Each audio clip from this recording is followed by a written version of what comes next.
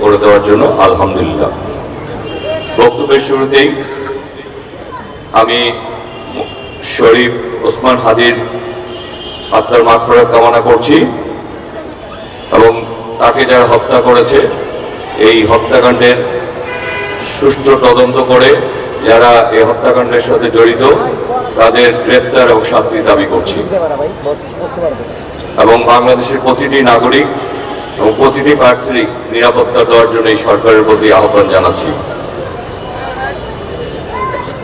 আমাদের নেত্রী দেশনেত্রী বেগম খালেদা অসুস্থ, আপনাদের কাছে বিনীত আবেদন তার সুস্থতার জন্য আপনারা দোয়া করবেন। স্বাধীনতা বিজয়ের মাস, এদেশের জন্য যারা শহীদ হয়েছেন তাদের আত্মার মাগফিরাত কামনা করছি। সাথে সাথে এই দেশে প্রতিটি গণতান্ত্রিক আন্দোলন এবং জুলাই আগস্টে যারা আত্মহত্যা দিয়েছে তাদের আত্মার মাগফিরাত কামনা করছি। আমাদের যে সকল সহযোদ্ধারা আত্মহত্যা দিয়েছে আপনারা ইতিমধ্যে শুনেছেন। এই মাঠে আমাদের খিলগাঁও থানার ছাত্রদলের সাধারণ সম্পাদক জনিকে সন্ধ্যার সময় 16টা গুলি করে তাকে এই মাঠেই হত্যা করা হয়েছিল। তার রক্তে এই মাঠ রঞ্জিত ছিল। তার আত্মার মাগফিরাত কামনা করছি এবং আমাদের শহীদ রাষ্ট্রপতি জিয়াউর রহমানের আত্মার মাগফিরাত কামনা করে যারা এই এলাকার ইতিমধ্যে মুরব্বীরা চলে গেছেন তাদের আত্মার মাগফিরাত কামনা করে আমি আমার বক্তব্য শুরু করছি। আমরা বলতে চাই, অনেক রক্ত বিনিময়ে আমরা দেশ পেয়েছি, যেমনি অনেক রক্তের বিনিময়ে আমরা আমাদের স্বাধীনতা, আমাদের কথা বলার অধিকারকে যে রক্তের বিনিময়ে হরণ করা হয়েছিল সেটা অর্জন করতে অনেক রক্ত দেওয়া হয়েছে। শত শত নেতা কর্মীদেরকে রক্তের রঞ্জিত করেই আমরা আবার কথা বলার অধিকার পেয়েছি। এই বাংলার মাটিতে আমাদেরকে ইমাম ওলামাদেরকে বাকরুদ্ধ করে দেওয়া হয়েছিল, তাদের কথা বলার অধিকার হরণ করে নেওয়া হয়েছিল। শাপলা চত্বরে ইমাম ওলামাদেরকে পাখির মতো গুলি করে হত্যা করা হয়েছিল।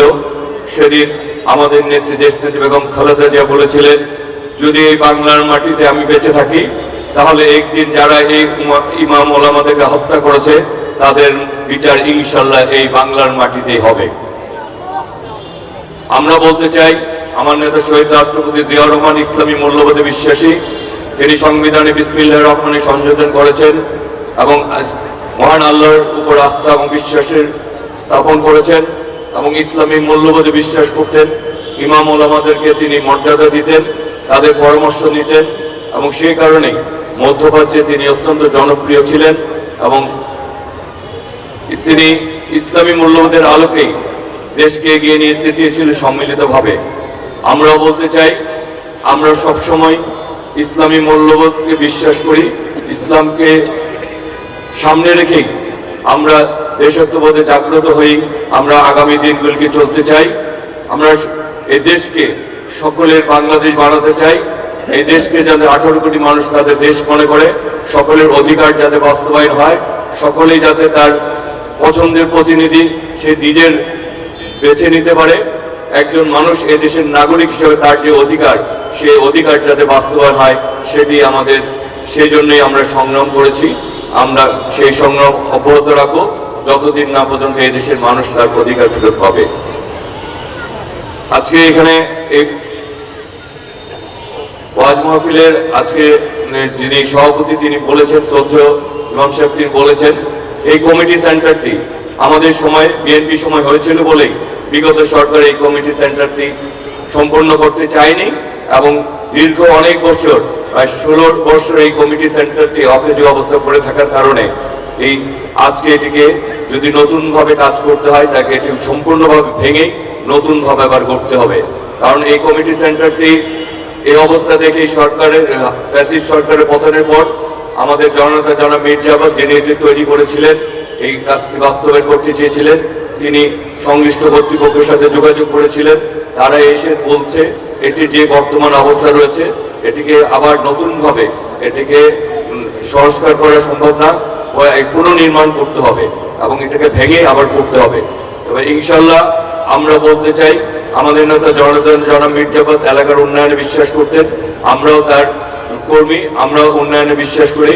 ইনশাল্লাহ আমরা আগামী দিনে যদি আমাদের দল ক্ষমতায় আসে সকলকে মিলে এলাকার উন্নয়নে যা প্রয়োজন আমরা সেই কাজটি করব, যাতে মানুষের সুবিধা হয়, যেটি করলে মানুষের ভালো হয়।